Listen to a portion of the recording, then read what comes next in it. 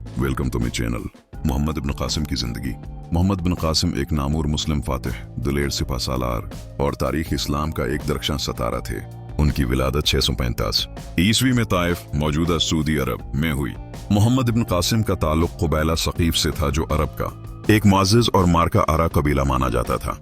उनके वालिद का नाम कासिम बिन यूसुफ था, जो बनु उमैया के दौर में एक मुअज़्ज़िज़ अहदीदार थे। मोहम्मद इब्न कासिम ने कम उम्र ही में इल्मी, अस्करी और अखलाकी तरबियत हासिल की। इनके मामो हज्जाज बिन यूसुफ तकफी, जो खुद एक अजीम हकमरान और अमवी सल्तनत के ताकतूर गवर्नर थे, उन्होंने मोहम्मद बिन कासिम की सलाहियतों को पहचाना और उन्हें फौजी मैदान में तरबियत दिलवाई।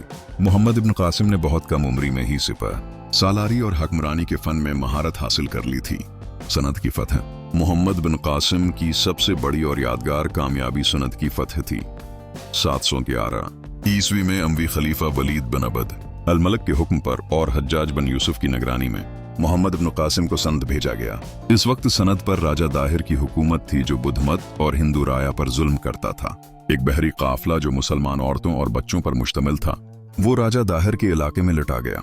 जब खलीफा को इस वाक़ये की इत्तला मिली तो उसने हज्जाज बिन यूसुफ को कार्रवाई का हुक्म दिया, जिसने मोहम्मद बिन कासिम को इस अहम मुहिम पर रवाना किया। मोहम्मद बिन कासिम ने अपने लश्कर के हमराह मुकरान के रास्ते सिंध का सफर किया। उन्होंने कई छोटे कलाओं और इलाकों को फतह किया और बिलाखिर राजा दाहिर से फैसला कन जंग लड़ी। राजा दाहिर को शिकस्त हुई और वो मारा गया। उसके बाद मोहम्मद बिन कासिम ने सिंध के दाराल हुकूमत अलूर, मौजूदा हैदराबाद, सनद पर कब्जा किया। इंतजामिया और अदल मोहम्मद बिन कासिम न सिर्फ एक फातिह थे, बल्कि एक अमदा मुंतजिम भी थे। फतह के बाद उन्होंने मकामी लोगों के साथ निहायत हुस्न सलूक से पेश आना शुरू किया। हिंदू और बुद्ध मजहब के मानने वालों को उनके मजहबी मामलात में मुकम्मल आज़ादी दी गई। मोहम्मद बिन कासिम ने तमाम अक़वाम को बराबर के हुकूक दिए और उन पर जजिया नाफिज किया, जो इस्लामी रियासत में गैर मुस्लिमों पर आयद किया जाता है। उन्होंने हर शहर में काजी मुकर्रर किए और इंसाफ की फराहमी को यकीनी बनाया। मोहम्मद बिन कासिम ने सनद में तालीम, अदल और हुकूमती निज़ाम को इस्लामी उसूलों के मुताबिक मुनज़्ज़म किया। उनकी नरम दिल्ली, अदल पसंदी और हुस्न इंतज़ाम ने मकामी आबादी के दिल जीत लिए। यही वजह है कि आज भी सिंध के कई इलाकों में उनका नाम एहतराम से लिया जाता है। वापसी और शहादत मोहम्मद बिन कासिम की फतूहात का सिलसिला जारी था और वो आगे बढ़ते हुए मुल्तान तक पहुंच चुके थे।